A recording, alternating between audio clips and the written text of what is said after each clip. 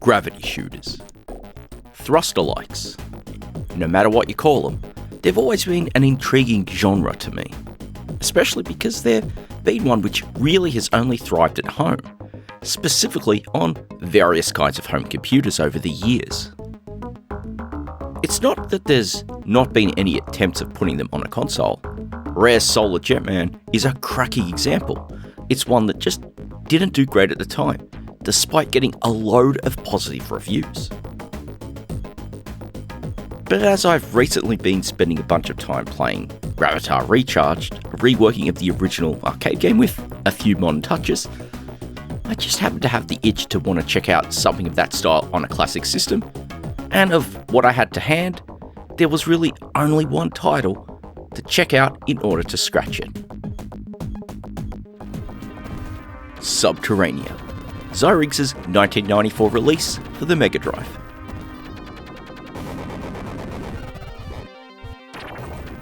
Now, Zyrinx themselves were a development team formed out of the Danish demo scene, and considering some of the productions its members contributed to, there was a lot of talent on hand to be put to good use. Which you'll see right from the moment you power the console up. The opening intro sequence with those still shots really hammers it in. But it's not until you get going that you'll really see the wizardry and trickery in action. The question is, of course, is this one just another show pony, or does it play as well as it looks?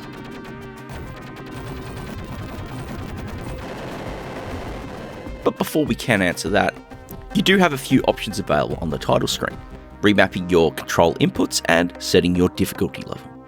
Now, I think the default settings are fine for the controls, and we'll talk about them later, but you're probably going to want to knock that difficulty down for your first few plays.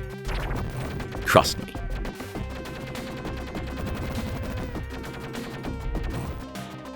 Now onto the game itself. And as always, it's a tale as old as time. A bunch of nasty aliens have blasted their way into a distant mining colony, and you're the unlucky pilot given a shiny new spacecraft and sent in to sort things out.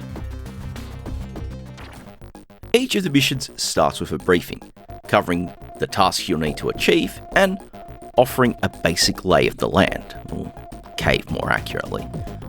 These early ones are focused mainly on rescuing trapped miners, whilst recovering upgrades for your craft, which helps set the tone of where things will be later on. As with other gravity shooters, you're going to be under plenty of pressure, especially in the form of your fuel supplies, as unlike other such games, your fuel constantly drains here, even when your thrusters are sitting idle. Is it a notable way to add pressure to the player? Absolutely. Is it irritating? You betcha. Do I hate it? Not entirely. In a way, it makes the missions feel like a timed puzzle. You've got to plan your run so that you can complete your objectives as quickly as possible, knowing you've got limited fuel available. This becomes critical in the later missions, as fuel pickups are, unsurprisingly, very scarce as you get further in. Now, fuel is only the tip of what you're going to find in the field though, and when it comes to prioritising, the shield pickups should probably be number 2 on your list. Where similar games provide a shield you can activate at will, Sub-Terrania's shield is always active, slowly draining when in contact with enemies, their weapons, or other hazards. Considering the game's overall pace, its inclusion in this form is very welcomed by me. You've also got a variety of weapon systems, offering some special tricks as well, namely in the different types of shots you can fire. By default, you start out with the red shots, firing a forward blast with the shots slightly influenced by gravity. Through the collection of weapon capsules, you've also got green shots or blue ones. The green ones add a small degree of homing capability to your blasts, while the blue ones give you additional side shots, though making each salvo weaker than the base red weapons. As with other shmups, collecting a weapons capsule when it's the same colour as your current weapon will upgrade it to the next level, and collecting it when it's different will change it to that type indicated. So, it means you kind of want to find your favourite, get it upgraded and hold onto it as long as possible by only getting the capsules of the same colour.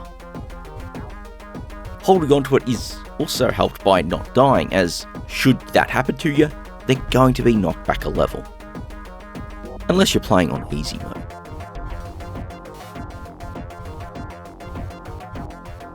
The other feature of your weapons is the Mega Shot, which you charge by not firing for a few moments. You'll see its indicator bar slowly refill whilst this happens, and once it's full, your next shot will unleash a multi-directional burst, which can kind of help with clearing out crowds of enemies. There are also plenty of secondary weapons, mostly in the forms of missiles, but you'll also find a few mission-specific items you'll have to deal with as well. And speaking of missions, that's the one area where Sub-Terrania really goes to town compared to other Gravity games. 9 of them may not sound like a lot at first, but there's quite an old school sense of challenge here, as you not only need to get used to the tricks they offer, and you kind of have to get good, as the kids would say, to get through it intact. It's one game which doesn't offer continues, or passcodes, or anything to allow you to come back to it later. You will find extra lives with a bit of exploration on each level though, so it's not entirely a cruel experience. As for my experience, all I can really say is praise the makers of flashcards and their save state features. At least it's how I made progress on its default difficulty. The missions really offer some neat hooks, even relatively early on. As an example of one of these is in the third mission, where what stands between you, the trapped miners, and the equipment you've got to pick up is a giant mining laser. In order to take it out, you've got to recover a series of mirrors which you'll use to redirect said laser into clearing various parts of the map out, before you can finally destroy it and make your way into that main chamber. When you factor in the pressure from your draining fuel supplies, it's a real tough one to do efficiently. But when you watch the mining laser go up, when you finally nail it, it feels real good to see. If only because it's the culmination of a whole bunch of frantic action under all that pressure because of the fuel to get the final mirror in place and to watch the laser do itself in. There's also a bit of frustration as well in all that fiddly effort in lining up the mirrors against the lasers and its blasts, but really it's the joy of just watching it all work out and clicking in such an explosive manner. Where things truly break from the norm is with the back half of the game. By this point, you've collected all the major components for your ship in order to allow it to fly underwater. I mean, why else is it called sub-terrania after all? It's also where the challenge ramps up quite a lot. If only because fuel management becomes even more critical thanks to having to fly through water. At least until you found the equipment which lets you dive deeper without having to use your thrusters. It really keeps you on your toes alright, especially navigating your way through the 8th mission, which has quite a twisty set of tunnels to work through as you work towards the exit. Not only that, because you've got to be quick, as the level introduces acidic water to fly through, which will destroy your craft should the levels get high. All up, these later missions may not offer the intricate challenges you saw earlier on, but it's more than made up with by what they're going to demand of you in order to beat them. Especially, as mentioned earlier, you've got to do it in a single run. And I'm sure plenty of players will be all set for conquering that little challenge. But for the rest of us, well, it's where the save states come in, whether you're using a flash cart on original hardware or an emulator of your choice. I mean, for me, I would not have been able to enjoy the rest of the package without them. Not only its presentation, as alongside the intro and the mission briefings, there's an admirable job of advancing what plot there is here. It's also neat to see the progress in your technology as the mission maps shown slowly get more detailed based on upgraded radar systems from HQ, helping to identify your objectives in a more detailed way, of course. But again, it's also a nice little trick to show off Zyrinx's demo scene chops, of course.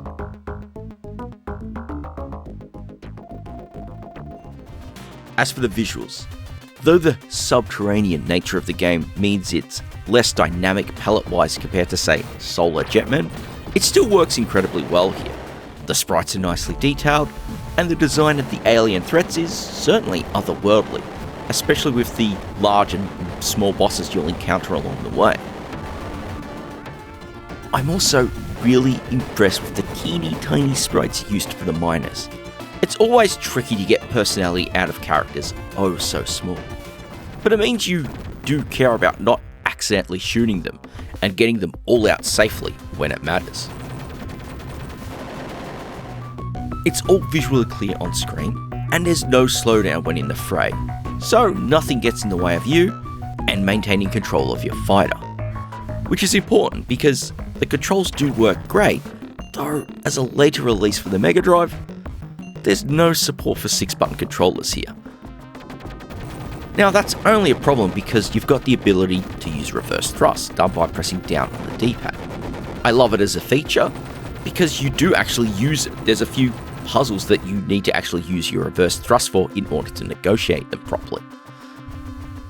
But I kinda wish there had been 6-button support so it could be mapped to an alternate button to avoid those accidental discharges. Meanwhile, the face buttons by default are mapped to switching weapons, using your main thrusters, and firing your current weapon. And as I mentioned earlier, should you prefer them, you can remap them from the options menu. Because tunable control options are always appreciated, even if they're never used most of the time. Finally, we've got the audio. The main focus here is in the soundtrack, which ranges from pulsating action pieces to creepy ambience, which progresses as you play through the game. The fact it offers distinct tracks for each levels may not seem like much, especially considering the way things progress, but I feel the effect it has on the atmosphere makes it more than worthwhile as an inclusion into the game.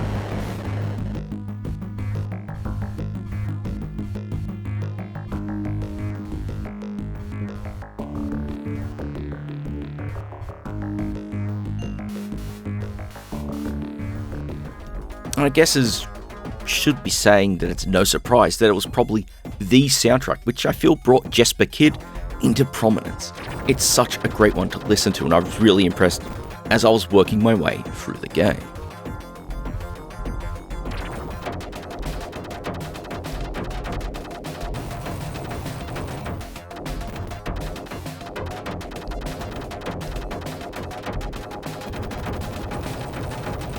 But it's time to wrap things up.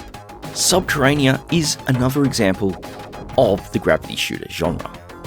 It does offer a very high challenge, especially because there's no continues or passwords on offer, but clearing those stages truly feels rewarding because of it as a result. It's a very old school sensation here, and it feels really good, even if it might be a little high on the difficulty front for many players. But of course, lowering the difficulty is an option, and is one that should probably be taken advantage of. I'm sure that with that and a bit of practice, a dedicated player could still get their way through the game.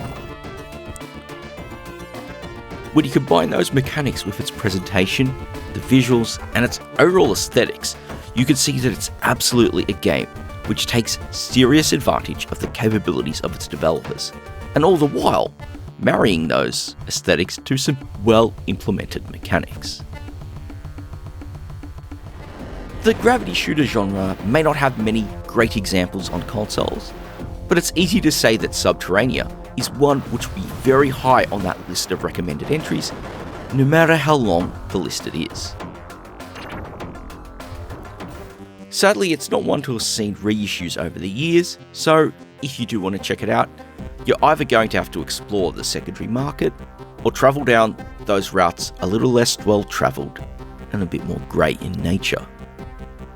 Either way, I feel if you're willing to put in the work to learn its controls, to master its mechanics, and really put the effort in to learning how to beat those missions, I think you're going to get a lot out of Subterranea. So, let's call it a wrap here, and for me there's not really much else to say, but to thank you all very much for watching.